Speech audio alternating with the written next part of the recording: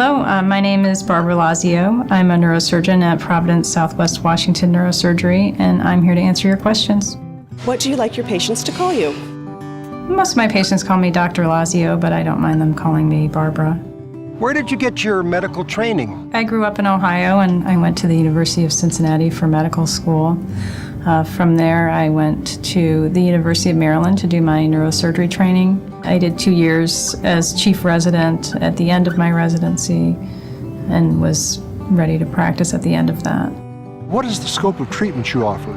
I have a general neurosurgery practice, so the bulk of a general neurosurgery practice is spinal problems, herniated discs, pinched nerves in the neck and the low back. But also part of a general neurosurgery practice is seeing patients with spinal tumors and brain tumors and other brain diseases. What do you love about the people you work with?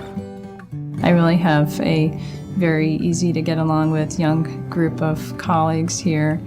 When patients come here, they often get not only my opinion, but the opinion of my colleague who's sitting next to me while I'm looking at the patient's films. And it's been a really nice collegial interaction.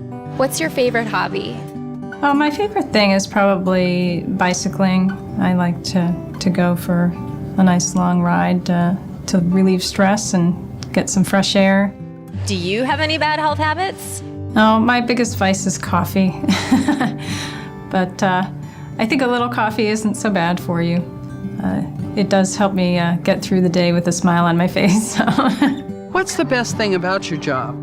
One of the most satisfying things for me is to see a patient after they've had surgery and have them tell me how they're able to do things with their family that they weren't before. They've been able to return to work, that they're not having pain like they were before surgery.